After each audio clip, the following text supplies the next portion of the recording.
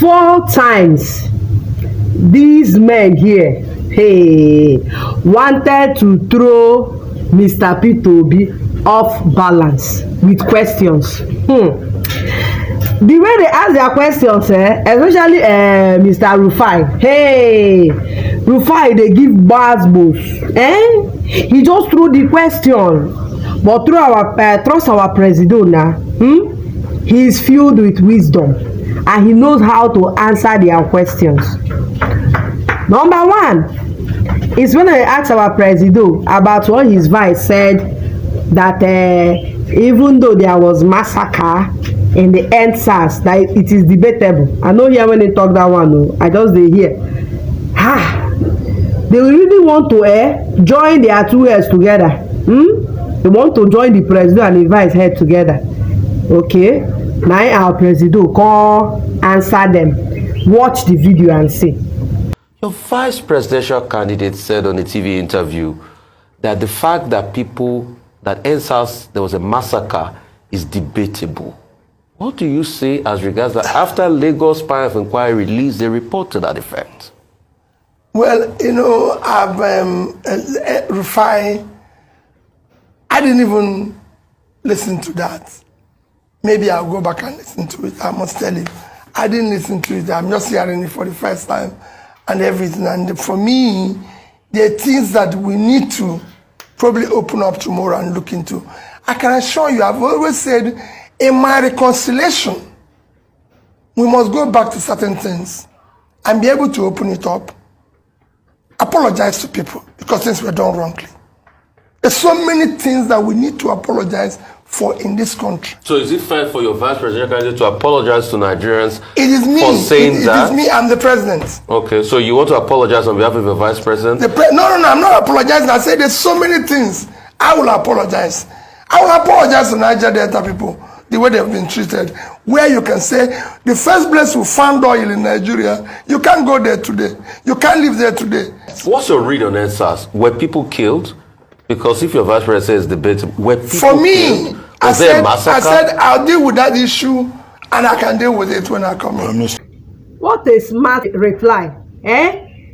You won't put their heads together. You know go work for you. Okay, the second one is when Dr. Reuben asked him that obedience movement, that they are rude. This one and the other one, people are saying that they are rude. Hear his reply. Over the weekend, Farouk Perogi and his son alone, I also shared that view.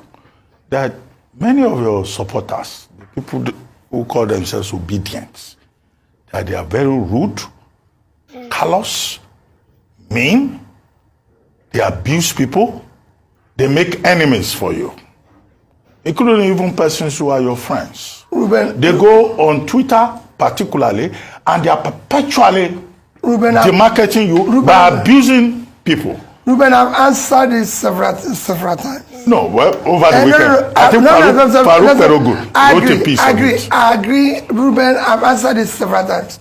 1, there's infiltration among my people, by opponents. There are all those who believe in me, who are angry. When people are angry, they do other things. What I say to people is, can you focus? Reuben, I went to a man's house and I was kept.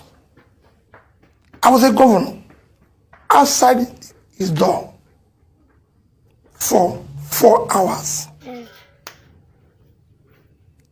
If you ask Senator Ayogwe, they will tell you the story I'm telling you. Yes, I know Senator Ayogwe. Ayogwe said to me, Peter, are you governor? I said yes.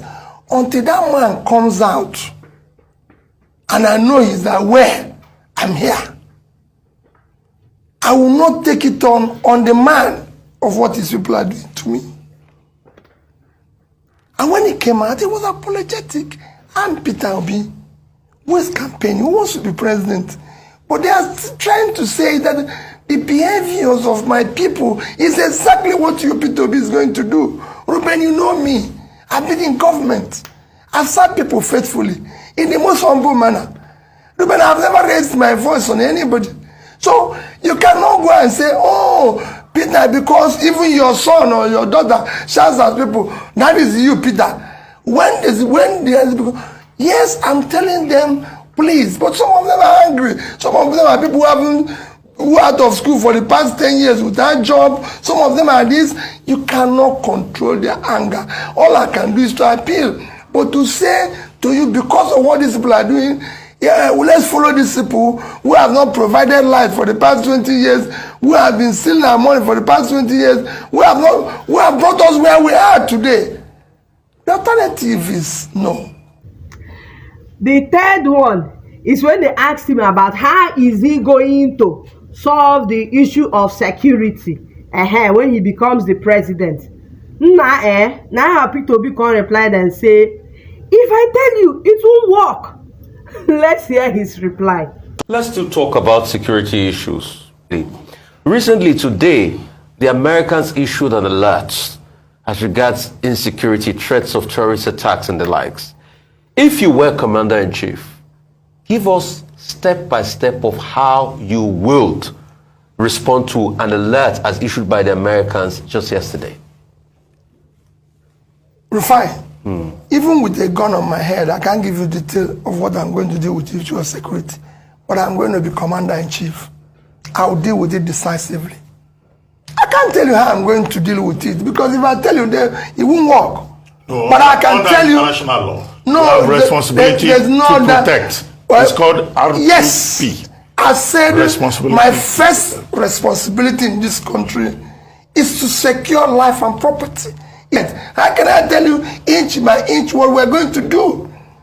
I'll be in charge. I'll be Commander-in-Chief, and I said in security, we will be responsive and responsible.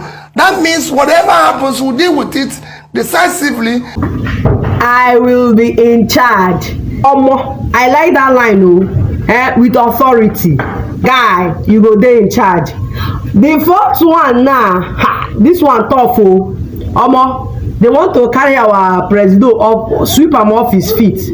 But trust him now, he has answers to all questions. They were asking him, you said you are going to change Nigeria from consumption to production. Why you are the greatest importer of manufacture of imported goods in Nigeria? That was before.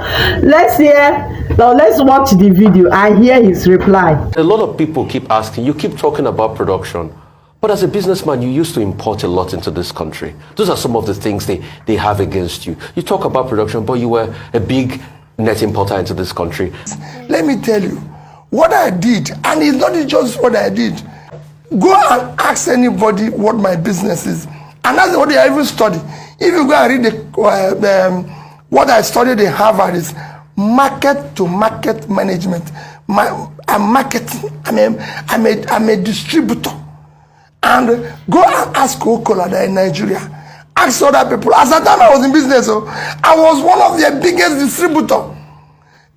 It's like saying Walmart. Walmart today sells goods from Vietnam, India, they don't manufacture. My job is normal. I invested in manufacturing companies, but my job is distribution. So I distribute. When I was doing business, I was selling less than a quarter, 25% of what I sell are imported goods. The rest are manufactured goods. It's a mixture. So if you go into supermarket, you see local products, you see this and everything, and I was productive. What is killing Nigeria today is wealth without enterprise. I was employing people. I was doing business. But the goats, where did they take use as this our president question, They go fit carry this. They should use the same energy when they want to ask all the other candidates. Apply the same energy